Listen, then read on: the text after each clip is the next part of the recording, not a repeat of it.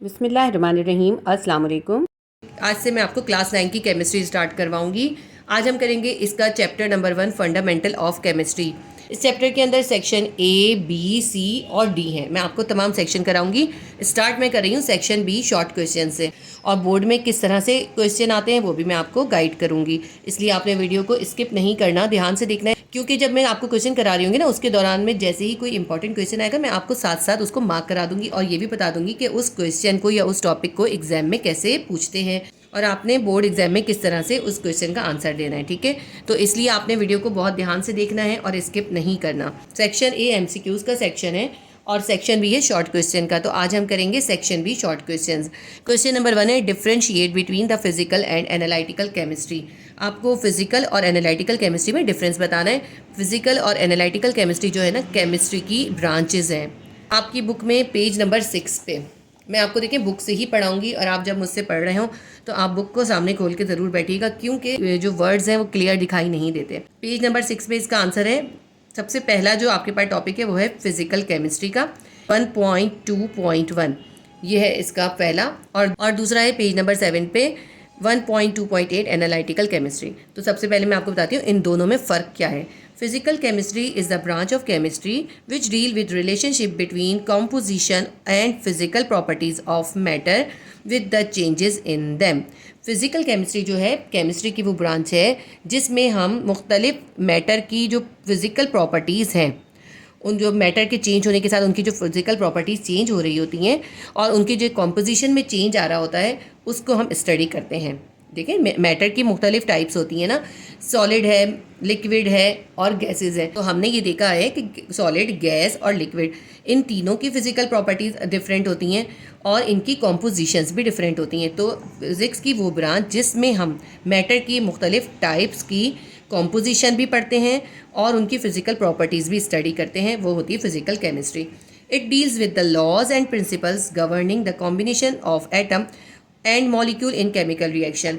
तो एटम और मॉलिक्यूल के केमिकल रिएक्शन या कॉम्बिनेशन के लिए जो लॉज और प्रिंसिपल्स अप्लाई होते हैं वो भी हम फिज़िकल केमिस्ट्री में स्टडी करते हैं। ठीक है, फिज़िकल केमिस्ट्री में दो चीज़ें हमें बताई हैं, एक तो मैटर की फ़िज़िकल प्रॉपर्टीज़ और कॉम्पोजिशन हम स्टडी करते हैं, और दूसरा इसके अंदर एटम और मॉलिक्यूल के कॉम्बिनेशन के लिए जो लॉज और प्रिंसिपल्स हैं वो भी इसमें स्टडी करते हैं। ये तो हो गई फिज़िकल केमिस्ट्री। आपने इसका ये पूरा पैराग्राफ लिखना है, इसको आपने डिफ्रेंशिएट करना था एनालिटिकल केमिस्ट्री से। पेज नंबर 7 पे 1.2.8 है। Analytical chemistry is the branch of chemistry which deal with separation and analysis of kinds, quality and quantity of various components in given substance. ये बहुत इंपॉर्टेंट ब्रांच है analytical chemistry, और जब आप class 10 में जाएंगे तो पूरा इसके ऊपर एक चैप्टर है एनालिटिकल केमिस्ट्री के टॉपिक के ऊपर। पहले आप इसको अच्छे से समझ लें कि एनालिटिकल केमिस्ट्री है क्या। देखिए, अगर कोई सब्सटेंस है हमारे पास, उस सब्सटेंस को देखकर ये एनालिसिस करना कि ये क्या है, इसकी क्वालिटी क्या है, इसकी क्वांटिटी क्या है, वो कहलाता है एनालिटिकल केमिस्ट्री। क्वालिटी से मतलब ये नहीं है कि वो अच्छा है या बुरा है, नहीं। क्वालिटी से मतलब है कि उसके अंदर क्या क्या चीज़ें मौजूद हैं। अगर हमें एक सैंपल दे दिया और आपसे कहा कि आप इसका एनालिसिस करें, तो वो हम किसके ज़रिए करते हैं, वो करते हैं एनालिटिकल केमिस्ट्री के ज़रिए। तो सबसे पहले क्या किया जाता है, उसकी क्वालिटी देखी जाती है। क्या क्वालिटी देखेंगे, जैसे क्वालिटी हम देखेंगे कि उसका कलर कैसा है, वो लिक्विड है, सॉलिड है या गैस के फॉर्म में। ठीक है ना, अगर कोई आपको सैंपल दिए तो आप सबसे पहले आप उसकी फिजिकल प्रॉपर्टीज़ को ऑब्जर्व करते हैं, फिर आप उसकी क्वांटिटी को मेजर करते हैं कि जो सब्सटेंस का हमें एनालिसिस करना है उसके अंदर कौन कौन से कंपोनेंट्स हैं और वो कंपोनेंट्स किस किस रेशो में एक दूसरे से कंबाइन हो रहे हैं या उनकी कॉम्पोजिशन क्या है। ठीक है, जैसे कि अगर आपको पास कोई लिक्विड दे दिया जाता है तो और आपसे कहा जाता है आप ये बताएं ये कौन सी सब्सटेंस है, तो आप उसको चख के तो ट्राई नहीं करेंगे ना कि ये वाटर है या नहीं। बज़ाहिर आपको वो वाटर लग रहा होगा, लेकिन आप उसके लिए उसकी शक्ल देखेंगे, फिर आप उसको सूंघ के देखेंगे कि ओडोरलेस है या नहीं, उसकी कोई स्मेल है या नहीं। जब आप ये चीज़ें चेक करेंगे फिर आप कहेंगे हाँ ये तो वाटर है। उसके बाद आप क्या उसको क्वांटिफाई करेंगे, क्वांटिफाई आप ये करेंगे कि वाटर के अंदर हाइड्रोजन और ऑक्सीजन है और कितनी हाइड्रोजन और कितनी ऑक्सीजन है। This is called analytical chemistry. उम्मीद करती हूँ आपको ये समझ में आया होगा। मैंने बहुत कोशिश की है कि आपको इजी वर्ड्स में एक्सप्लेन कर सकूँ। ये जो एनालिटिकल केमिस्ट्री है इसके लिए ख़ास इंस्ट्रूमेंटल सेटअप यूज़ होता है और ख़ास इंस्ट्रूमेंटल जो है प्रोसेसेस यूज़ होते हैं जो कि आप क्लास 10 में स्टडी करेंगे। और वो कौन कौन से हैं, एक है क्रोमेटोग्राफी, दूसरा है इलेक्ट्रोफोरेसिस, तीसरा है स्पेक्ट्रोस्कोपी। ये तीनों मेथड आप जो है 10th क्लास में स्टडी करेंगे। ठीक है, तो आप इसके लिए भी ये पूरा पैराग्राफ लिखेंगे। सही है। ये हमारा क्वेश्चन नंबर 1 का आंसर कंप्लीट हो गया। इसके बाद हम करेंगे क्वेश्चन नंबर 2। क्वेश्चन नंबर 2 है write down the classification of molecule. आपको मॉलिक्यूल की क्लासिफिकेशन बतानी है, क्योंकि ये शॉर्ट क्वेश्चन है, आपने शॉर्ट ही करने हैं। क्वेश्चन नंबर 2 का आंसर आपकी बुक में पेज नंबर 9 पर मौजूद है। सबसे पहले आप मॉलिक्यूल की डेफिनेशन लिखेंगे और फिर आप उसके बाद उसकी क्लासिफिकेशंस लिखेंगे। हम रीड करते हैं, a molecule is the smallest particle in a chemical element और कंपाउंड। देखिए, सबसे छोटा किसी भी मैटर का जो स्मॉलेस्ट पार्टिकल होता है वो तो एटम होता है, लेकिन किसी केमिकल एलिमेंट या कंपाउंड का जो स्मॉलेस्ट पार्ट होता है वो होता है मॉलिक्यूल। और मॉलिक्यूल कैसे बनता है? दो एक जैसे एटम जब मिलते हैं तो एक मॉलिक्यूल बना लेते हैं। That has the chemical properties of that element और कंपाउंड। तो जो मॉलिक्यूल होगा उसकी प्रॉपर्टीज जो होंगी वो भी उसी एलिमेंट और उसी कंपाउंड की जैसी होंगी, क्योंकि उसी के सेम एटम से मिलके बना होगा ना। Molecules are made up of atoms that are held together by chemical bond. Molecule जब बनता है जब एटम आपस में केमिकली बॉन्ड बना लेते हैं और एक दूसरे के साथ कंबाइन हो जाते हैं। These bonds forms as a result of sharing और exchange of electrons among atom. तो मॉलिक्यूल के अंदर जो बॉन्ड्स बनते हैं वो एटम के अंदर इलेक्ट्रॉन की शेयरिंग से बनते हैं। जब दो एक जैसे एटम आपस में कंबाइन होते हैं, वो किस तरह कंबाइन होते हैं? वो बॉन्ड बनाते हैं और आपस में अपने इलेक्ट्रॉन्स को शेयर कर रहे होते हैं। तो शेयरिंग के हिसाब से हम मॉलिक्यूल्स को 3 मुख्तलिफ कैटेगरीज के अंदर क्लासीफाई करते हैं। आप यहाँ एटम्स तक लिखने के बाद एक लाइन ऐड करेंगे, आप लिखेंगे molecules are classified in 3 different types. और फिर उसके बाद आप लिखेंगे number 1 is monoatomic molecule, number 2 is diatomic molecule and number 3 is polyatomic molecules. ठीक है, देखिए आपने 1, 2 और 3 इस तरह करके लिखना है। सबसे पहले क्या लिखना है? आपने लिखना है मोनो एटॉमिक मॉलिक्यूल, ये जो लिखा हुआ है मोनो एटॉमिक मॉलिक्यूल। दूसरे में आपने लिखना है डाई एटॉमिक मॉलिक्यूल, ये जो नीचे लिखा हुआ है डाई एटॉमिक। तीसरे में आपने लिखना है पॉली एटॉमिक मॉलिक्यूल। ऐसा मॉलिक्यूल जिसके अंदर एक ही एटम होगा वो कहलाएगा मोनो एटॉमिक मॉलिक्यूल। जिसके अंदर 2 एटम कंबाइन करेंगे वो होगा डाई एटॉमिक मॉलिक्यूल। जिसके अंदर 2 से ज़्यादा एटम कंबाइन करेंगे वो होगा पॉली एटॉमिक मॉलिक्यूल। ठीक है, तो ये तीनों टाइप्स हमने लिख दी। इसके साथ साथ आपको इसकी एक एक एग्जाम्पल भी देनी है। तो आप एग्जाम्पल इस चार्ट में से दे सकते हैं। देखें, इसके अंदर मोनो एटॉमिक मॉलिक्यूल की जो आपको एग्जाम्पल दिए, हीलियम है, आर्गन है, क्रिप्टॉन है, जीनॉन है और रेडॉन है। आप कोई सी भी दे सकते हैं। आप एग्जाम्पल के तौर पे हीलियम दे दें, सही है। मोनो एटॉमिक के अंदर हमने हीलियम दे दी। इसके बाद आप डाई एटॉमिक में देखें, डाई एटॉमिक में nitrogen, oxygen, chlorine, bromine, iodine. सबसे ज़्यादा हम ऑक्सीजन और क्लोरीन को ही देखते हैं, तो हम ऑक्सीजन दे देते हैं इसके अंदर डाई एटॉमिक के अंदर।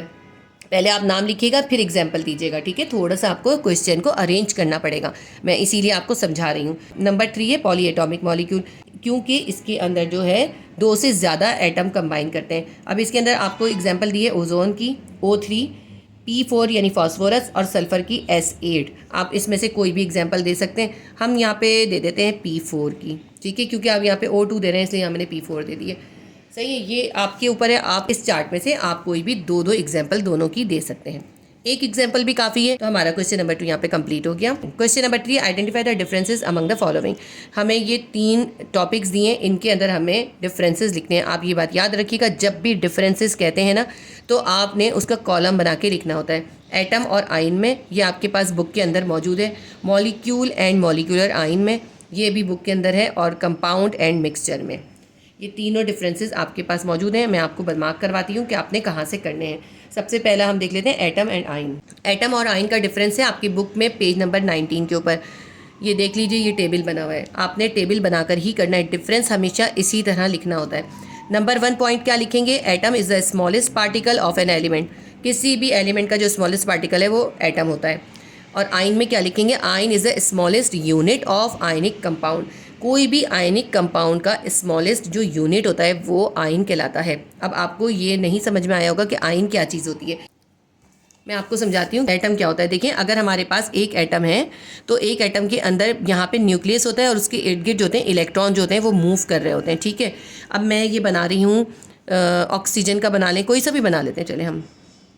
तो ये तो न्यूक्लियस है, न्यूक्लियस के ऊपर पॉजिटिव चार्ज है और जो इसके इर्द गिर्द इलेक्ट्रॉन घूम रहे हैं ना, वो इलेक्ट्रॉन पे कौन सा चार्ज होगा? उन इलेक्ट्रॉन पे होगा नेगेटिव चार्ज। तो ये इलेक्ट्रॉन और यहाँ पे जो पॉजिटिव प्रोटॉन है, ये दोनों इक्वल होते हैं, यानी प्रोटॉन और इलेक्ट्रॉन इक्वल होते हैं। प्रोटॉन पे होता है पॉजिटिव चार्ज, इलेक्ट्रॉन पे होता है नेगेटिव चार्ज। जब दोनों इक्वल हैं तो इस एटम के ऊपर कौन सा चार्ज हो गया? इस एटम के ऊपर कोई चार्ज नहीं होगा। ये एटम कैसा होता है? कोई भी एटम जो होता है वो होता है न्यूट्रल, ठीक है। तो एटम कैसा होता है? एटम होता है न्यूट्रल। तो न्यूट्रल एटम के अंदर होता क्या है कि जो इसके बाहर वाले शेल के अंदर इलेक्ट्रॉन होते हैं ना, फ्री इलेक्ट्रॉन, तो इलेक्ट्रॉन अगर बाहर चले जाएं, जैसे अगर ये मैंने बनाया है ऑक्सीजन का, ठीक है, ऑक्सीजन के पास टोटल कितने इलेक्ट्रॉन होते हैं, ऑक्सीजन का आप लिख लें, ऑक्सीजन होता है O8 और 16, यानी इसके पास 8 इलेक्ट्रॉन और 8 ही प्रोटॉन होते हैं। तो 2 जो होते हैं पहले शेल में आ गए, अब कितने बचे यहाँ पे, अब इसके पास बचे दूसरे शेल में 6 इलेक्ट्रॉन बचे, ठीक है, 6 इलेक्ट्रॉन है, और आखिरी शेल के अंदर कितने होने चाहिए, 8 होने चाहिए। तो ये क्या कर सकता है, ये 2 इलेक्ट्रॉन और ले सकता है। जब ये 2 इलेक्ट्रॉन और ले लेगा, जब ये 2 इलेक्ट्रॉन और ले लेगा तो क्या होगा, इस एटम के पास जो है इलेक्ट्रॉन ज़्यादा हो जाएंगे। जब इलेक्ट्रॉन ज़्यादा हो जाएंगे तो इसके ऊपर नेगेटिव चार्ज आ जाएगा। तो अगर कोई एटम इलेक्ट्रॉन गेन कर लेता है तो उस पर नेगेटिव चार्ज आ जाता है, और अगर किसी को दे देता है, अगर ये 6 इलेक्ट्रॉन किसी को दे देता है तो इसके ऊपर पॉजिटिव चार्ज आ जाएगा। क्यों? क्योंकि अब इसके पास इलेक्ट्रॉन रह गए 2 और प्रोटॉन कितने रह गए, वो 8 ही होंगे, क्योंकि वो तो न्यूक्लियस के अंदर है ना।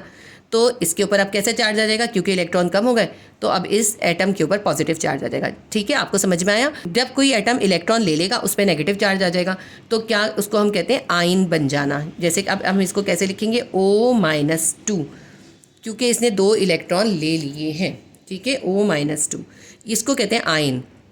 किसी भी एटम के ऊपर अगर इलेक्ट्रॉन के देने से पॉजिटिव चार्ज आ जाए या इलेक्ट्रॉन के लेने से नेगेटिव चार्ज आ जाए तो उसको कहते हैं उसका एटम का आयन बन गया। अब आपको आयन समझ में आ गया। सबसे पहले मैं इसको दोबारा पढ़ लेती हूँ। Ion is the smallest unit of ionic compound. किसी भी आयनिक कंपाउंड का, यानी ऐसा कंपाउंड जिसके अंदर इलेक्ट्रॉन का गेन या फिर लॉस हो रहा है, उसका जो स्मॉलेस्ट यूनिट है वो आयन कहलाता है। पॉइंट 2 लिखेंगे, atom can or can not exist independently and take part in chemical reaction. Atom independently भी एग्जिस्ट कर लेता है और केमिकल रिएक्शन में भी पार्टिसिपेट करता है। 2 एटम हमेशा मिलके एक मॉलिक्यूल बना लेते हैं और मुख्तलिफ एटम मिलके एक कंपाउंड बना लेते हैं। Ion can not exist independently and surrounded by positively charged ion. Ion भी जो होता है इंडिपेंडेंटली नहीं एग्जिस्ट करता, बल्कि वो अपने इर्द गिर्द पाए जाने वाले पॉजिटिव चार्ज से अट्रैक्ट होता है। Atom is electrically neutral. मैंने अभी आपको बताया ना, एटम के ऊपर कोई चार्ज नहीं होता। इलेक्ट्रिकली न्यूट्रल का मतलब क्या है, उसके ऊपर कोई चार्ज नहीं होता, क्योंकि प्रोटॉन और इलेक्ट्रॉन बराबर होते हैं। प्रोटॉन पे पॉजिटिव चार्ज होता है, इलेक्ट्रॉन पे नेगेटिव चार्ज होता है। जब एक एटम पे प्रोटॉन और इलेक्ट्रॉन बराबर हैं तो वो न्यूट्रल होगा। आयन हैज़ नेगेटिव और पॉजिटिव चार्ज। आयन में हमेशा पॉजिटिव या नेगेटिव चार्ज होगा, क्योंकि या तो वो इलेक्ट्रॉन का गेन कर रहा होगा या फिर इलेक्ट्रॉन को लूज़ कर रहा होगा। एटम और आयन के 3 पॉइंट्स हैं, ये हमारा डिफरेंस हो गया। 3 पॉइंट्स भी काफ़ी हैं इसमें लिखने के लिए। और आप इसमें एक और पॉइंट का इजाफा कर सकते हैं, आप इसमें एग्जाम्पल दे दें। एटम की एग्जाम्पल क्या है, हाइड्रोजन का एक सिंगल एटम बना दें और इसके अंदर हम क्या करते हैं, O पे -2 दे देते हैं। ऑक्सीजन के अंदर -2, ये इसकी एग्जाम्पल है। कोई भी आप एग्जाम्पल दे सकते हैं जिसके ऊपर आयन बन रहा हो। ये सोडियम क्लोराइड की एग्जाम्पल भी दे सकते हैं, या फिर आप Cl- भी लिख सकते हैं। ठीक है, बहुत सारी एग्जाम्पल्स आ सकती हैं। सेकेंड है हमारा molecule and molecular ion. Molecule is the smallest particle in a chemical element और कंपाउंड। देखिए अभी हमने पढ़ा ना, किसी भी एलिमेंट का जो स्मॉलेस्ट पार्ट होता है वो तो एटम होता है, लेकिन केमिकल एलिमेंट या कंपाउंड का जो स्मॉलेस्ट पार्ट होता है वो मॉलिक्यूल होता है। That has chemical properties of the element और कंपाउंड। और अभी मॉलिक्यूल की हमने डेफिनेशन पीछे भी पढ़ी थी। मॉलिक्यूल के अंदर जो होते हैं उसी एलिमेंट या उसी कंपाउंड की प्रॉपर्टीज़ पाई जाती हैं। मॉलिक्यूलर आयन क्या होता है, molecular ion is formed by gain और loss of electron by a molecule. अगर किसी मॉलिक्यूल से इलेक्ट्रॉन का गेन हो रहा हो या लॉस हो रहा हो तो उससे मॉलिक्यूलर आयन फॉर्म हो जाता है। नंबर 2 पॉइंट लिखेंगे, मॉलिक्यूल इज़ ऑलवेज न्यूट्रल। हमेशा मॉलिक्यूल जो होंगे वो न्यूट्रल होंगे, जैसे कि एटम न्यूट्रल होता है। क्योंकि देखिए जब मॉलिक्यूल नॉर्मल कंडीशन में होता है और वो लॉस और गेन नहीं कर रहा होता तो उसके अंदर प्रोटॉन और इलेक्ट्रॉन बराबर होते हैं, इसीलिए वो भी न्यूट्रल होता है। मॉलिक्यूलर आयन हैव पॉजिटिव और नेगेटिव चार्ज। मॉलिक्यूलर आयन जो होगा उसके ऊपर या तो पॉजिटिव चार्ज होगा या नेगेटिव चार्ज होगा, जब भी तो वो आयन है। कोई भी मॉलिक्यूल जिसके अंदर से इलेक्ट्रॉन का गेन और लॉस हुआ तो वो आयन बन गया और वो मॉलिक्यूलर आयन बन गया। तो मॉलिक्यूलर आयन के ऊपर लाजमी तौर पे पॉजिटिव या फिर नेगेटिव चार्ज होगा। अगर उसने इलेक्ट्रॉन लूज किए होंगे तो उस पर पॉजिटिव चार्ज आ जाएगा, और इलेक्ट्रॉन का अगर गेन किया होगा तो नेगेटिव चार्ज आ जाएगा। थर्ड पॉइंट है, molecule is a stable unit. Molecule stable होता है। Molecular ion is reactive species. Molecular ion जो होता है वो बहुत रिएक्टिव होता है, क्योंकि जब किसी मॉलिक्यूलर आयन के ऊपर नेगेटिव या पॉजिटिव चार्ज आया होता है तो वो हाईली रिएक्टिव हो जाता है। वो ज़रूर अपने इर्द गिर्द पाए जाने वाले एटम्स के साथ रिएक्शन करता है। Molecule is form by the combination of atom, molecule atom के कॉम्बिनेशन से बनता है। और molecular ion form by the ionisation of a molecule, जब कोई मॉलिक्यूल आयनाइज हो जाता है यानी उसके ऊपर आयन आ जाता है या पॉजिटिव या नेगेटिव चार्ज आ जाता है तो उससे मॉलिक्यूलर आयन फॉर्म हो जाता है। ये हमारा दूसरा डिफरेंस भी हो गया। थर्ड आपके पास है compound and mixture. Page number 14 के ऊपर ये डिफरेंस है कंपाउंड एंड मिक्सचर। इसमें से आपने करना है, इसके अंदर जो है ना साथ में एलिमेंट भी है। इस क्वेश्चन में आपको एलिमेंट करने की ज़रूरत नहीं है। ये या तो आम तौर पे ये कंपाउंड और मिक्सचर का ही डिफरेंस आता है या फिर एलिमेंट और कंपाउंड का आ जाता है, इस तरह भी आ सकता है। लेकिन आम तौर पे कंपाउंड और मिक्सचर का आता है। मोस्ट इंपॉर्टेंट जो है कंपाउंड और मिक्सचर का डिफरेंस ही होता है। देखिए जब आइटम आपस में कंबाइन होते हैं तो वो दो मुख्तलिफ तरह की सब्सटेंसेस बनाते हैं, या तो वो कंपाउंड बनाते हैं या फिर मिक्सचर बनाते हैं। अगर वो केमिकली कंबाइन हो जाए और जो चीज़ें आपस में मिल रही हैं उनकी अपनी प्रॉपर्टीज़ ख़त्म हो जाए, एक नई प्रॉपर्टी वाली चीज़ बन जाए, तो फिर वो बनता है कंपाउंड। तो कंपाउंड जो बनता है उसके लिए फिक्स कॉम्पोजिशन होनी ज़रूरी है। ऐसा नहीं होता कि किसी भी कॉम्पोजिशन में मिक्स करी चीज़ें और वो कंपाउंड बन गया, नहीं। अगर हमने कोई कंपाउंड बनाना है तो हमें उस ही फिक्स रेशो में उन चीज़ों को केमिकली कंबाइन करना होगा, फिर वो चीज़ें जो होंगी आपस में कंबाइन करके वो वाला कंपाउंड बना लेंगी जो हमें रिक्वायर होगा। लेकिन मिक्सचर जो होता है उसमें डिफरेंट बात होती है। जब कोई चीज़ें आपस में ऐसे ही मिक्स कर दी जाए तो वो मिक्सचर बन जाता है। वो केमिकली कंबाइन ना हो बल्कि उनकी प्रॉपर्टीज़ अलग अलग दिखाई दें। जैसे कि आप जो है एक रेत को और नमक को मिक्स कर दें तो आपको रेत और नमक उसमें साथ साथ दिखाई दे रहा होगा ना, और आप चाहें तो उसको सेपरेट भी कर सकते हैं। बहुत मुश्किल से नहीं सही, आप अगर बहुत बारीक वाली छन्नी से छानें तो नमक अलग हो जाएगा और मिट्टी ऊपर रह जाएगी। तो मिक्सचर को आप सेपरेट भी कर सकते हैं और मिक्सचर के जो कॉन्स्टिट्यूएंट होते हैं यानी जितने भी उसके अंदर अज्जा मिलाए गए होते हैं वो आपको अलग दिखाई भी दे रहे होते हैं और उनको आप सेपरेट भी कर सकते हैं और उनकी अपनी प्रॉपर्टीज़ चेंज नहीं होती। जो मिक्सचर बनता है ना उसमें जितने भी अज्जा शामिल होते हैं, जितने भी कॉन्स्टिट्यूएंट शामिल होते हैं, उनकी प्रॉपर्टीज़ सेम रहती हैं। और मिक्सचर के अंदर जो होता है कोई फिक्स कॉम्पोजिशन नहीं होती। जैसे मैंने आपको एग्जांपल दिए ना, जैसे आप नमक, चीनी और मिट्टी एक साथ मिला दें तो ये एक मिक्सचर बन गया। उस मिक्सचर के अंदर आप इन तीनों चीज़ों को सेपरेट भी कर सकते हैं और तीनों चीज़ें की प्रॉपर्टीज़ अलग अलग कायम भी रहेंगी और एक नई चीज़ नहीं बनेगी। मिक्सचर में नई चीज़ नहीं बनती।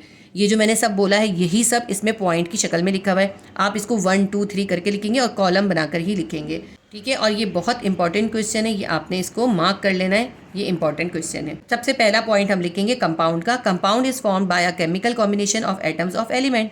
जब एटम के एलिमेंट जो होते हैं केमिकली कंबाइन हो जाते हैं तो एक नया कंपाउंड बनता है।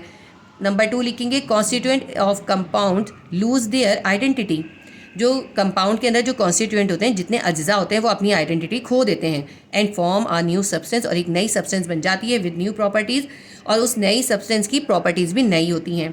थर्ड पॉइंट है कंपाउंड है fix composition by mass. Compound के एक जो होती है फिक्स कंपोजिशन होती है मास के हिसाब से। इसकी मैं आपको एग्जांपल बताती हूँ। जैसे वाटर है, अगर हाइड्रोजन के 2 एटम और ऑक्सीजन का 1 एटम कंबाइन करेगा तभी वाटर बनेगा। लेकिन अगर हाइड्रोजन के 2 एटम और ऑक्सीजन के भी 2 एटम कंबाइन कर लें तो ये वाटर नहीं होगा, बल्कि ये क्या होगा, ये हाइड्रोजन पेरोक्साइड बन जाएगा, जो एक मेडिसिन के तौर पे यूज़ होता है ज़ख्मों को साफ़ करने के लिए। तो आपने देखा सिर्फ एक एटम के फ़र्क से एक नया केमिकल बन गया, एक नई सब्सटेंस बन गई।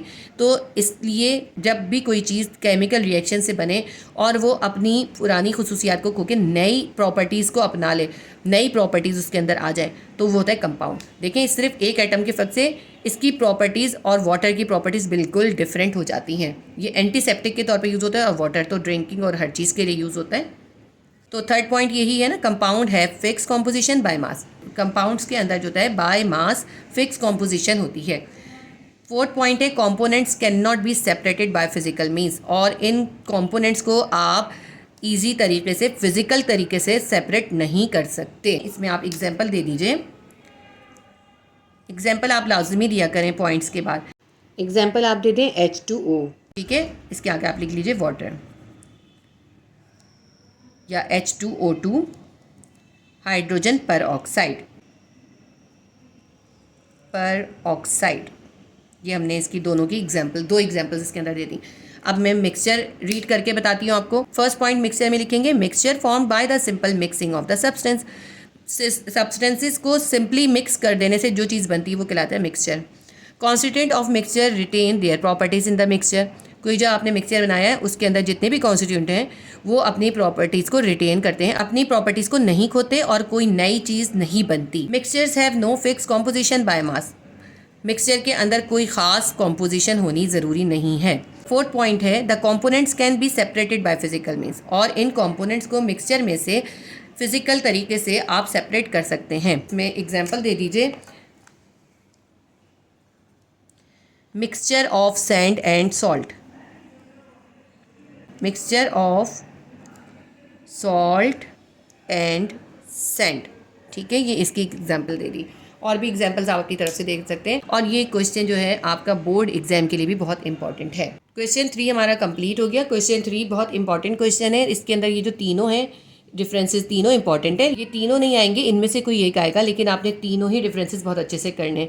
अब इसके बाद मैं आपको क्वेश्चन नंबर 4 कराऊंगी इंशाल्लाह ताला। मैं क्लास 9 की केमिस्ट्री के मैं आपको तमाम चैप्टर्स के तमाम MCQs, question answer, short question, detail question, numerical सब करवाऊंगी।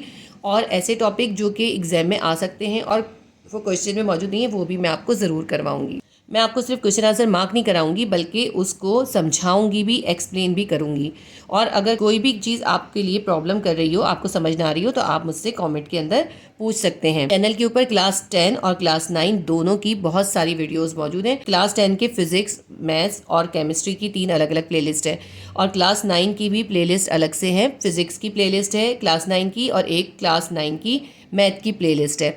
और अब क्लास 9 की केमिस्ट्री की प्लेलिस्ट भी उसके अंदर ऐड कर दी जाएगी। ये प्लेलिस्ट इसलिए अलग से बनाई है ताकि क्लास 9 और क्लास 10 के स्टूडेंट्स को प्रॉब्लम ना हो, और वो इजीली अपने रिक्वायर्ड सब्जेक्ट की प्लेलिस्ट के जरिए अपना रिक्वायर्ड क्वेश्चन का आंसर देख सकेंगे।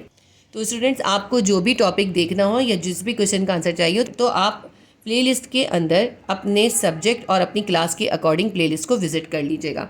तो अब हम स्टार्ट करते हैं question number 4। Define the following terms. A है ग्राम एटॉमिक मास, बी है ग्राम मॉलिक्यूलर मास, और सी है ग्राम फार्मूला मास। ये 3 छोटी छोटी सी टर्म्स हैं, आपने डिफाइन करनी है।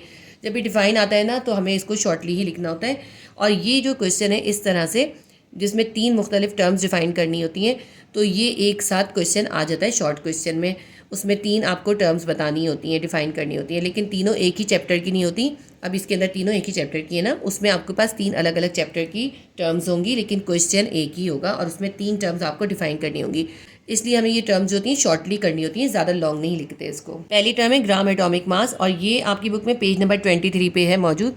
The atomic mass of an element express in grams is called gram atomic mass. It is also called 1 मोल। तो जब भी किसी एटम का एटॉमिक मास को हम ग्राम में एक्सप्रेस कर देते हैं, तो वो कहलाता है ग्राम एटॉमिक मास। और एक एटम का जो ग्राम एटॉमिक मास होता है वो कहलाता है 1 मोल।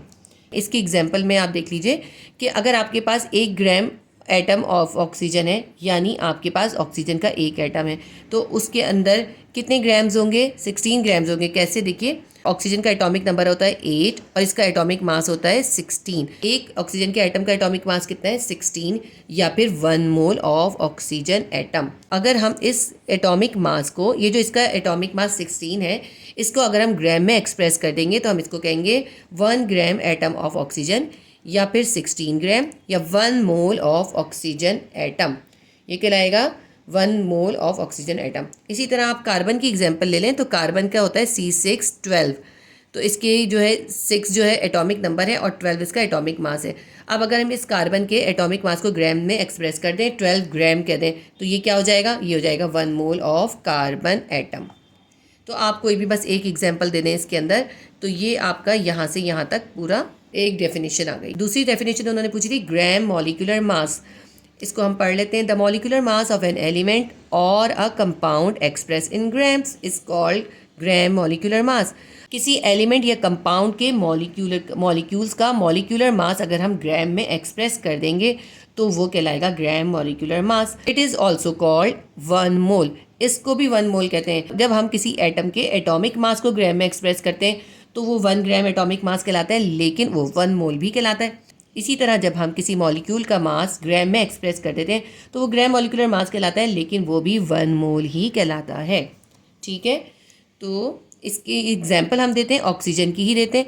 लेकिन ऑक्सीजन का एटम जो होता है ना, ये देखें, ये जो जैसे हमने एटम में ऑक्सीजन की एग्जाम्पल दी थी, ऑक्सीजन का एक एटम का कितना था? एटॉमिक मास 16 था। जब ऑक्सीजन के 2 एटम मिलके मॉलिक्यूल बना लेंगे, यानी O2 हो जाए, मॉलिक्यूल हो जाए, तो उसका एटॉमिक मास भी डबल हो जाएगा। कितना हो जाएगा उसका एटॉमिक मास? उसका हो जाएगा 16 2 ज़ा 32 हो जाएगा।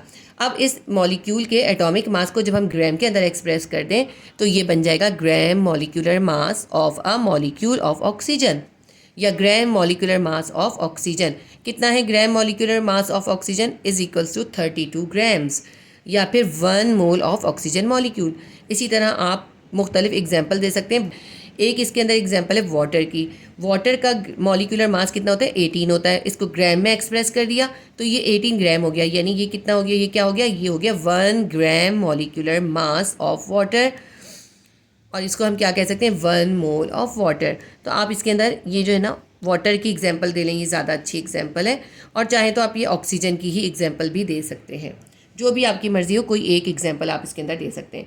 पहली जो थी ग्राम एटॉमिक मास की डेफिनेशन हो गई, और दूसरी ग्राम मॉलिक्यूलर मास की डेफिनेशन भी हो गई। थर्ड हमारी है ग्राम फार्मूला मास। ये डेफिनेशन जो है नेक्स्ट पेज पे, पेज नंबर 24 पे, the formula mass of an ionic compound express in grams is called gram formula मास। भाई देखिए, अगर कुछ एलिमेंट्स मिलकर उन्होंने एक कंपाउंड बना लिया, एक आयनिक कंपाउंड बना लिया, उस आयनिक कंपाउंड का भी एक मास होगा। अगर उस मास को आप ग्राम में एक्सप्रेस कर देंगे तो वो कहलाया जाएगा ग्राम फार्मूला मास, क्योंकि जब कोई कंपाउंड बनता है ना तो उसका एक फार्मूला होता है, उस फार्मूले के मास को ग्राम में एक्सप्रेस कर दिया, क्या बन गया ग्राम फार्मूला मास। यही जो ग्राम फार्मूला मास होगा ये भी मोल ही कहलाएगा, इट इज़ ऑल्सो कॉल्ड 1 मोल। ठीक है, जैसे कि अगर हमारे पास 1 ग्राम फार्मूला मास है सोडियम क्लोराइड। सोडियम क्लोराइड जो आम नमक होता है ना, ये वो है। तो नमक में क्या होता है, सोडियम होता है और क्लोरीन होता है। ये दो मुख्तलिफ किस्म के एलिमेंट्स मिलकर एक नई चीज़ बनाते हैं, एक आयनिक कंपाउंड बनाते हैं, सोडियम क्लोराइड या नमक। इसका अगर आप फार्मूला मास निकालेंगे, अब मैं यहाँ पे इस वक्त आपको फार्मूला मास निकालना नहीं सिखाऊंगी, क्योंकि वो आगे इसी चैप्टर के अंदर जो आपको क्वेश्चन आंसर कराऊंगी उसके अंदर ग्राम फार्मूला मास भी निकालना भी सिखाएंगे, तो मैं उसमें आपको ये सिखाऊंगी, आपको समझ में आ जाएगा। सोडियम क्लोराइड का फार्मूला मास कितना है 58.5, इसको ग्राम में एक्सप्रेस कर दिया तो ये क्या बन गया, ये बन गया 1 gram formula mass of sodium chloride, या फिर 1 मोल ऑफ सोडियम क्लोराइड। बस एक एग्जाम्पल काफ़ी है, वरना दूसरी एग्जाम्पल इसमें कैल्शियम कार्बोनेट की है। कैल्शियम कार्बोनेट का फार्मूला मास जो होता है 100 होता है, जब उसको ग्राम में एक्सप्रेस कर दिया तो ये 100 ग्राम हो गया, यानी कि 1 ग्राम फार्मूला मास हो गया, या 1 मोल ऑफ कैल्शियम कार्बोनेट हो गया। इन तीनों डेफिनेशंस के अंदर आप सिर्फ एक एक एग्जाम्पल दे दें, काफ़ी हो जाएंगी। क्वेश्चन नंबर 5 है, write down the chemical empirical and molecular formula of the following: sulphuric acid, carbon dioxide, glucose, benzene. आपको इन चारों के जो है केमिकल, एम्पेरिकल और मॉलिक्यूलर तीनों फार्मूले लिखने हैं। यहाँ पे मैंने कंपाउंड के नाम लिख दिए, sulphuric acid, carbon dioxide, glucose और बेंजीन। सेकंड कॉलम हम बनाएंगे केमिकल फार्मूले का, थर्ड है मॉलिक्यूलर फार्मूले का, फोर्थ है एम्पेरिकल फार्मूला। ये हमारे 4 कॉलम बन गए। ये इसके अंदर जो है अब हम इनके फार्मूला लिखेंगे। अच्छा, एक इंपॉर्टेंट बात मैं आपको बता दूं, केमिकल फार्मूला जो होता है ना, केमिकल फार्मूला और मॉलिक्यूलर फार्मूला में एक डिफरेंस होता है। केमिकल फार्मूला के अंदर उस सब्सटेंस के अंदर जो भी एलिमेंट्स पार्टिसिपेट कर रहे होते हैं, जितने भी एलिमेंट्स होते हैं, उनकी वैलेंसी उसके ऊपर मेंशन की जाती है। लेकिन आपकी बुक के अंदर जो है केमिकल फार्मूला सिंपल तरीके से लिखा है, बिल्कुल मॉलिक्यूलर फार्मूले के तरीके से लिखा है। तो मैं इसके अंदर आपको बुक वाले तरीके से, यानी सिंपल तरीके से ही करवाऊंगी। ठीक है, तो इसके अंदर सबसे पहला हमें लिखना है सल्फ्यूरिक एसिड का। सल्फ्यूरिक एसिड का क्या होता है H2SO4, और यही इसका मॉलिक्यूलर फार्मूला भी होता है H2SO4। 2 हाइड्रोजन के आइटम होते हैं, 1 सल्फर का होता है और 4 ऑक्सीजन के होते हैं। एम्पेरिकल फार्मूला जो होता है ना इसका सल्फ्यूरिक एसिड का, वो भी सेम ही होता है। अब आप कहेंगे ये कैसे हो सकता है, तो ये पॉसिबल है, क्योंकि देखिए सिंपलेस्ट रेशो होता है ना एम्पेरिकल फार्मूला, मैंने आपको समझाया था। इसके अंदर आप सिंपलेस्ट रेशो कर नहीं सकते। आप कैसे कर सकते हैं, सिंपलेस्ट रेशो में तो आपको कैंसिल करना होता है ना, ये हो नहीं सकता। तो कुछ सब्सटेंसेस का एम्पेरिकल फार्मूला और मॉलिक्यूलर फार्मूला सेम होता है। बिल्कुल इसी तरह कार्बन डाइऑक्साइड का भी सब सेम आएगा। कार्बन डाइऑक्साइड का केमिकल फार्मूला हम क्या लिखेंगे, CO2। कार्बन डाइऑक्साइड का मॉलिक्यूलर फार्मूला हम क्या लिखेंगे, वही CO2, यानी 1 कार्बन और 2 ऑक्सीजन। अब इसको देखें आप कैसे सिंप्लीफाई कर सकते हैं, नहीं कर सकते ना 1/2 का रेशो, तो इसका एम्पेरिकल फार्मूला भी CO2 ही होगा। इसके बाद है ग्लूकोज। ग्लूकोज का भी केमिकल फार्मूला और मॉलिक्यूलर फार्मूला सेम होगा, C6H12O6। ये है ग्लूकोज का केमिकल फार्मूला, और मॉलिक्यूलर फार्मूला भी यही है, C6H12O6।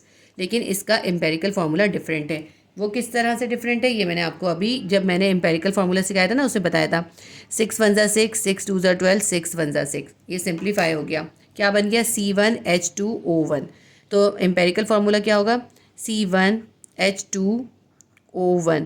ये 1 वैसे लिखते नहीं है, आप CH2O लिखेंगे, इसका 1 जो है हटा दीजिए। तो इसका 1 मैंने हटा दिया क्योंकि हमें इसके अंदर 1 लिखना नहीं होता। जब हमारे पास कुछ भी नहीं लिखा होता इसका मतलब है 1 है, C1H2O1। अब बेंजीन का लिखते हैं। बेंजीन का केमिकल फार्मूला C6H6 और मॉलिक्यूलर फार्मूला भी यही है C6H6, लेकिन इसका जो एम्पेरिकल फार्मूला है वो है CH। कैसे?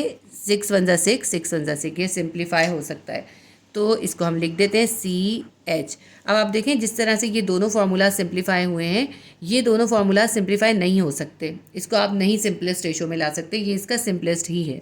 इसीलिए कुछ सब्सटेंसेस का मॉलिक्यूलर और एम्पेरिकल फार्मूला सेम होता है। क्वेश्चन नंबर 5 जो है वो कंप्लीट हो गया। इसके बाद है question number 6, what is free radical. Free radical की आपको डेफिनेशन देनी है। फ्री रेडिकल की डेफिनेशन आपके पास बुक में पेज नंबर 19 पर है। मैं इसको रीड भी कर लेती हूँ और साथ साथ आपको एक्सप्लेन भी कर दूंगी। Free radicals are atom and group of atoms having number of unpaired electron. तो कोई एटम या बहुत सारे एटम ऐसे हों जिनके पास अनपेयर्ड इलेक्ट्रॉन हो, क्योंकि इलेक्ट्रॉन जो होते हैं पेयर की शक्ल में होते हैं। तो जब किसी भी एटम के पास या फिर किसी ग्रुप ऑफ एटम के पास अनपेयर्ड इलेक्ट्रॉन हो, जिनके पेयर ना बने हुए हो, तो वो कहलाते हैं free radical. It is represented by putting a dot over the symbol of an element. Element के सिंबल के ऊपर जो है एक डॉट बना देते हैं गोल सा, ही आपको छोटा सा सर्कल नज़र आ रहा है। जब भी आपने मेरे साथ ये स्टडी करना हो तो अपनी बुक सामने खोल के बैठा करें और जो है हेड फ्री लगाकर आप सुनते रहें साथ साथ, तो आपको बिल्कुल समझ में आता रहेगा। देखें ये इसकी एग्जांपल है। तो फ्री रेडिकल क्या होगा? फ्री रेडिकल कोई भी ऐसे एटम या फिर ग्रुप ऑफ एटम जिनके पास अनपेयर्ड इलेक्ट्रॉन हो, तो वो कहलाते हैं फ्री रेडिकल। और इसको फ्री रेडिकल को अगर हमें दिखाना है किसी एलिमेंट के पास फ्री रेडिकल है, तो उसके ऊपर हम एक डॉट बना देते हैं। जैसे कि H के ऊपर एक डॉट बना दिया, यानी H के पास भी एक फ्री रेडिकल है। क्लोरीन पे भी डॉट बनाया, यानी क्लोरीन के पास भी फ्री रेडिकल है। तीसरी एग्जांपल दी है H3C, ये H के ऊपर नहीं है फ्री रेडिकल, C के ऊपर डॉट है, यानी C के पास फ्री रेडिकल है। ये मैं अभी आपको समझाती हूँ किस तरह से होता है, पहले हम आगे पढ़ लेते हैं। Free radicals are formed when homolytic breakage of bond between two atoms takes place by the absorption of heat और लाइट एनर्जी। फ्री रेडिकल उस वक्त बनते हैं जब किसी एटम के अंदर होमोलाइटिक ब्रेकेज होता है बॉन्ड का, यानी किसी एटम के अंदर जो आपस में इलेक्ट्रॉन्स की बॉन्डिंग होती है वो टूट जाती है, ठीक है। तो उस वक्त होमोलाइटिक ब्रेकेज होता है। ये होमोलाइटिक ब्रेकेज जो होता है ये दो वजूहात से होता है, हीट की एब्जॉर्प्शन से या फिर लाइट एनर्जी से। जब लाइट एनर्जी किसी एटम के ऊपर पड़ती है या उसके अंदर हीट एब्जॉर्ब होती है, तो उसके एटम के अंदर होमोलाइटिक ब्रेकेज हो जाता है, जिसकी वजह से उसके अंदर फ्री रेडिकल बन जाते हैं। Free radical is very reactive chemical species, क्योंकि जब इलेक्ट्रॉन फ्री हो जाते हैं और उनकी बाउंडिंग वीक हो जाती है और वो फ्री हो जाते हैं, तो वो ज़्यादा रिएक्टिव हो जाते हैं। इसीलिए फ्री रेडिकल जो होते हैं वो बहुत हाईली रिएक्टिव स्पीशीज़ होते हैं, बहुत ज़्यादा रिएक्शन करने की उनके अंदर सलाहियत होती है। तो बस आपने फ्री रेडिकल की ये पूरी डेफिनेशन यहाँ से यहाँ तक लिखनी है, फ्री रेडिकल से लेके स्पीशीज़ तक। और ये आपने एग्जाम्पल भी देनी है, मैं आपको एग्जाम्पल भी समझा देती हूँ किस तरह से होते हैं फ्री रेडिकल। देखिए जैसे हाइड्रोजन है ना हमारे पास, तो हाइड्रोजन का ये मैंने न्यूक्लियस बना दिया, न्यूक्लियस है, और हाइड्रोजन के पास क्या होता है? हाइड्रोजन का सिंबल होता है 1H1, यानी एक प्रोटॉन और एक इलेक्ट्रॉन। तो यहाँ पे इसके पास एक इलेक्ट्रॉन है। आपको पता है जब फर्स्ट शेल होता है उसके अंदर कम से कम 2 इलेक्ट्रॉन होने चाहिए, तो इसके पास क्या है? एक फ्री इलेक्ट्रॉन है, पेयर की शक्ल में इलेक्ट्रॉन नहीं है, फ्री इलेक्ट्रॉन है। तो हम इसको किस तरह लिखेंगे? ये क्या है इसका? ये है फ्री रेडिकल, और हम लिखेंगे H0। इसी तरह क्लोरीन देख लीजिए, क्लोरीन को देख लेते हैं। तो क्लोरीन का क्या होता है सिंबल? क्लोरीन का होता है 17 और 35। तो ये 17 क्या है? इसके नंबर ऑफ इलेक्ट्रॉन है। तो हम यहाँ पे बना लेते हैं। पहले शेल के अंदर कितने इलेक्ट्रॉन आएंगे? पहले शेल के अंदर आएंगे 2 इलेक्ट्रॉन। दूसरे शेल के अंदर आते हैं 8 इलेक्ट्रॉन। दूसरे शेल में है 8 इलेक्ट्रॉन। कितने हो गए? ये 10 हो गए। 8 और 2 10। अब कितने बचे? 17 बनाने ना। अब बचे 7 इलेक्ट्रॉन्स। अब यहाँ पे हम नेक्स्ट शेल के अंदर 7 इलेक्ट्रॉन्स बनाएंगे। चलिए मैं आपको ये इलेक्ट्रॉन जो है ना ड्रॉ करके ही दिखा देती हूँ। इसके अंदर मैं आपको बताती हूँ किस तरह से। ऐसे ही बता रही हूँ ना तो इस तरह आपको समझ में नहीं आएगा, इसलिए मैं आपको ये ड्रॉ करके बताती हूँ। लेकिन पहले शेल के अंदर कितने आए? 2 इलेक्ट्रॉन, ये एक पेयर हो गया इलेक्ट्रॉन का। दूसरे शेल के अंदर कितने आने? 8 इलेक्ट्रॉन। 8 इलेक्ट्रॉन भी पेयर की शक्ल में होते हैं, 2-2 की शक्ल में, ठीक है। ये लेकिन इस तरह से होते हैं। ये हो गए 8 इलेक्ट्रॉन, ठीक। अब उसमें नेक्स्ट शेल में आने हमारे पास 7 इलेक्ट्रॉन, 17 हमें इसके अंदर प्लेस करने थे, 10 प्लेस हो गए, अब हमारे पास बचे 7। तो नेक्स्ट शेल के अंदर कितने आएंगे, ये पहले में 2 आ गए, ये भी 2 हो गए, ये हो गए 2 3 4 5 6 और 7, ये हो गए 7, 1 2 3 4 5 6 7, ये हो गए 7 इलेक्ट्रॉन। अब देखें ये भी पेयर की शक्ल में, ये भी पेयर की शक्ल में, ये भी पेयर की शक्ल में, लेकिन ये एक फ्री इलेक्ट्रॉन है। तो हम किस तरह लिखेंगे इसको, ये फ्री इलेक्ट्रॉन या फिर फ्री रेडिकल है, तो हम कैसे लिखेंगे इसको, हम लिखेंगे क्लोरीन के ऊपर एक नॉट बना देंगे। एक एटम के अंदर किस तरह फ्री रेडिकल होते हैं, ये मैंने आपको 2 एग्जाम्पल से इसको आपको समझा दिया। फ्री रेडिकल का आपने यहाँ से पूरा स्पीशीज़ तक लिखना है, और इसमें ये तीनों एग्जाम्पल्स हैं। आप चाहे तो 2 एग्जाम्पल दे दें, मैंने आपको 2 एग्जाम्पल समझा भी दिए हैं, और चाहे तो तीनों एग्जाम्पल्स लिख दें। तो हमारा ये क्वेश्चन भी कंप्लीट हो गया। क्वेश्चन नंबर 7 है, describe relationship between empirical and molecular formula, explain with example.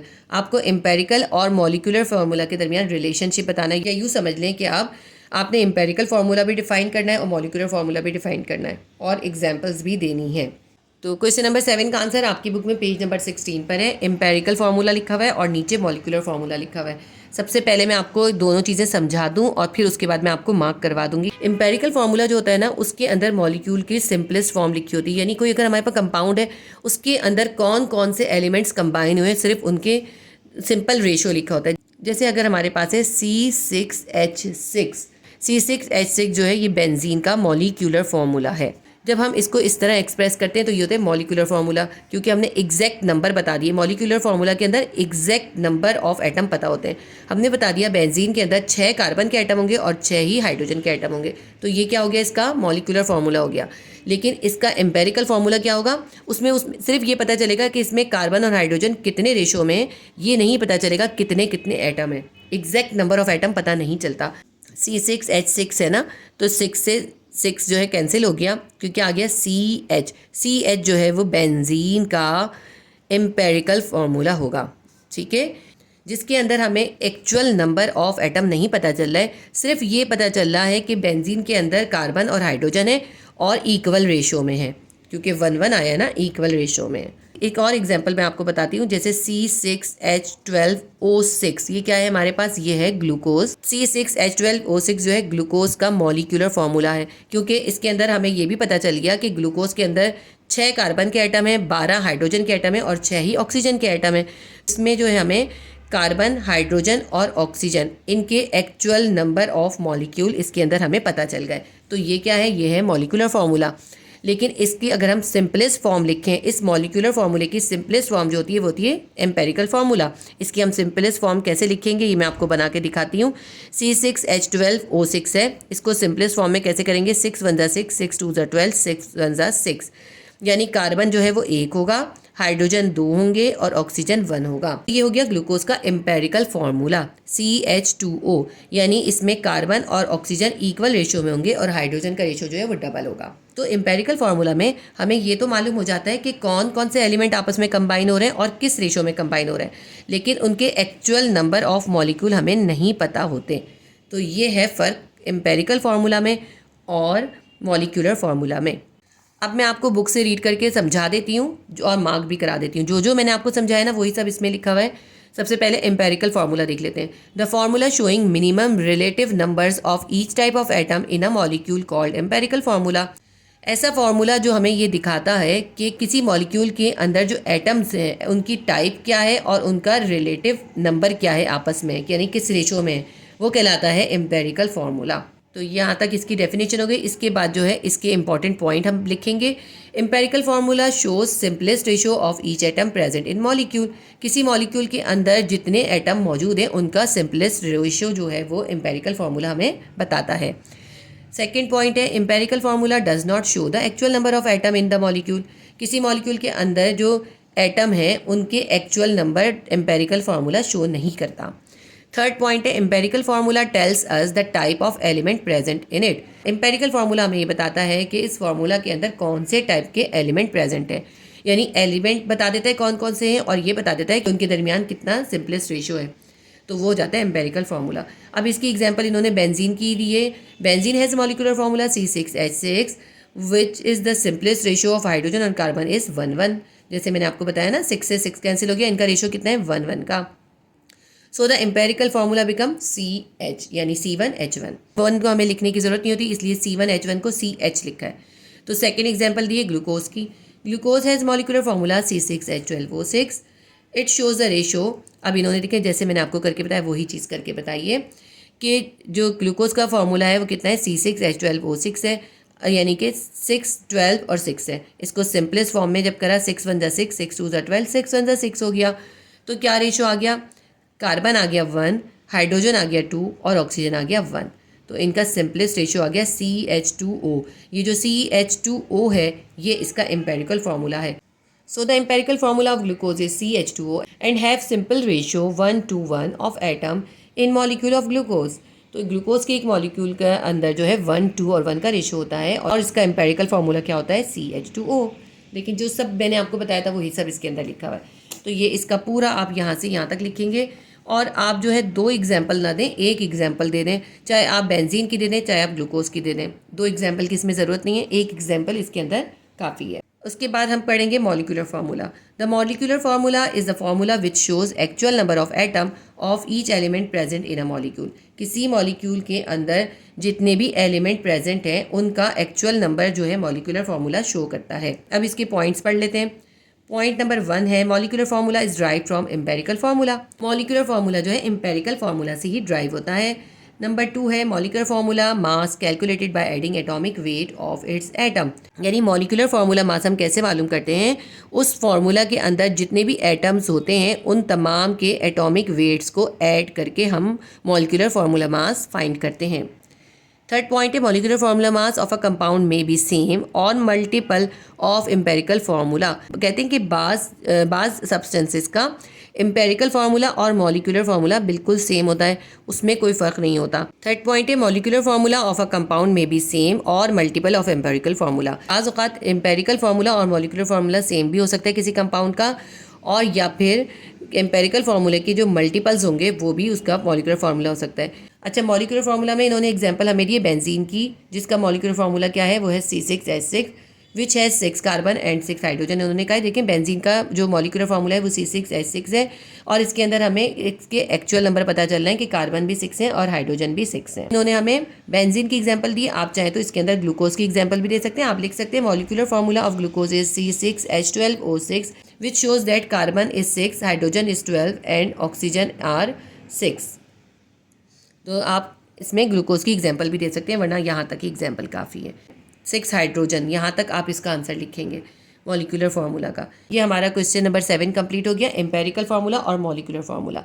अगर इसका डिफरेंस आता है तो आप इन्हीं 4 पॉइंट्स को डिफरेंस की तरह आमने सामने करके लिख देंगे। देखिए पहला पॉइंट, दूसरा, तीसरा और चौथा, ये 4 पॉइंट है। इसके भी 4 पॉइंट है, 1 2 3 4। इन 4 पॉइंट्स को आप आमने सामने करके डिफरेंस की तरह लिख देंगे तो डिफरेंस बन जाएगा। बोर्ड एग्जाम के लिए ये भी बहुत इंपॉर्टेंट डिफरेंस है, एम्पेरिकल फार्मूला और मॉलिक्यूलर फार्मूला में डिफरेंस आता है। और 4 पॉइंट लिखने के बाद आप इसकी एक एक एग्जाम्पल दोनों की भी देंगे। इसके अंदर इन्होंने और भी हमें कुछ कंपाउंड्स और उनके मॉलिक्यूलर फार्मूला के एग्जाम्पल दिए हैं, ये भी आप इसकी प्रिपरेशन कर लीजिएगा क्योंकि ये ब्लैंक्स में आ जाते हैं। सेक्शन बी शॉर्ट क्वेश्चन का लास्ट क्वेश्चन है, question number 8। Explain why hydrogen and oxygen are considered as element whereas water is compound. कहते हैं कि आप ये एक्सप्लेन करें कि हाइड्रोजन और ऑक्सीजन तो एलिमेंट कंसिडर किए जाते हैं जबकि वाटर जो है वो एक कंपाउंड है। पहले मैं आपको समझाती हूँ और फिर इसका आंसर मैं आपको लिखवा भी दूंगी। देखिए हाइड्रोजन और ऑक्सीजन एलिमेंट है, ये तो हमको पता ही है। और क्यों एलिमेंट है, क्योंकि हाइड्रोजन और ऑक्सीजन की अपनी यूनिक प्रॉपर्टीज़ हैं। तो हाइड्रोजन की अपनी अलग प्रॉपर्टीज़ हैं, ऑक्सीजन की अलग प्रॉपर्टीज़ हैं, इसलिए ये अलग एलिमेंट हैं। दूसरी अहम रीज़न क्या है कि हाइड्रोजन का अलग एटॉमिक मास और एटॉमिक नंबर है और ऑक्सीजन का अलग एटॉमिक मास और एटॉमिक नंबर है। तो इन दोनों के अंदर जो है कोई भी चीज़ सिमिलर नहीं है, इसलिए ये दोनों अलग अलग एलिमेंट हैं। जबकि हाइड्रोजन और ऑक्सीजन जब आपस में मिलते हैं एक मखसूस रेशो में, यानी 2 हाइड्रोजन और 1 ऑक्सीजन के एटम जब आपस में कंबाइन होते हैं तो वो वाटर बनाते हैं। जब वाटर बन जाता है तो हाइड्रोजन और ऑक्सीजन दोनों की प्रॉपर्टीज़ ख़त्म हो जाती हैं और एक नई प्रॉपर्टी की चीज़ बनती है जो कहलाता है वाटर, H2O। उसके अंदर ना हाइड्रोजन की प्रॉपर्टीज़ होती हैं ना ही ऑक्सीजन की प्रॉपर्टीज़ होती हैं, बल्कि उसकी बिल्कुल एक नई प्रॉपर्टी, नई आइडेंटिटी होती है। तो जब कोई 2 एलिमेंट आपस में कंबाइन करें और वो अपनी आइडेंटिटी को खो दें और नई आइडेंटिटी की, नई प्रॉपर्टी की कोई चीज़ बना लें तो वो कंपाउंड होता है।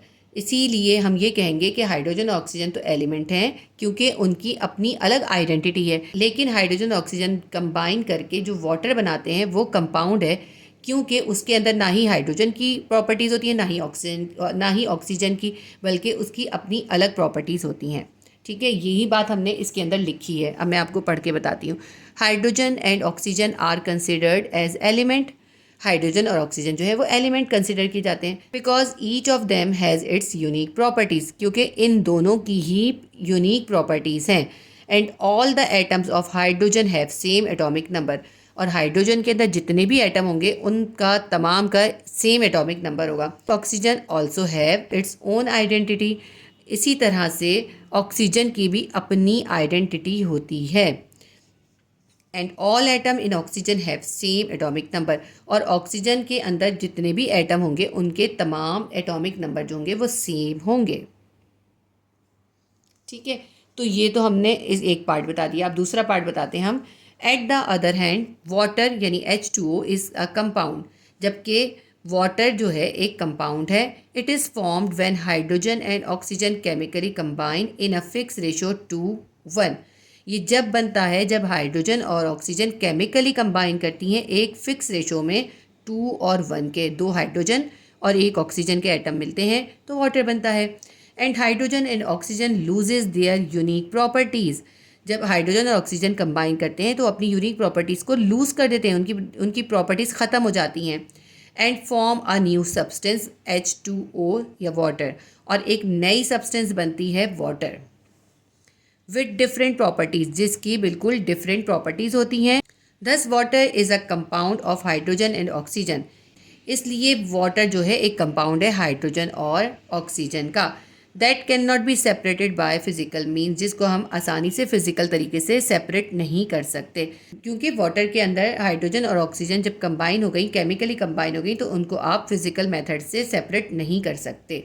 इसलिए वाटर जो है वो एक कंपाउंड है। यहाँ पे इसका आंसर जो है कंप्लीट हो गया। इसके साथ ही हमारे चैप्टर 1 का सेक्शन भी शॉर्ट क्वेश्चन कंप्लीट हो गया। उम्मीद करती हूँ वीडियो आपके लिए हेल्पफुल रही होगी। अगर मेरी वीडियो से आपकी हेल्प होती है तो आप इसको शेयर कीजिएगा ताकि दूसरे स्टूडेंट्स की भी हेल्प हो सके। अगर आप चैनल पे फर्स्ट टाइम विजिट कर रहे हैं तो चैनल को सब्सक्राइब कर लें ताकि इसी तरह आपको इन्फॉर्मेटिव वीडियोस पहुँचती रहे। अल्लाह हाफिज़।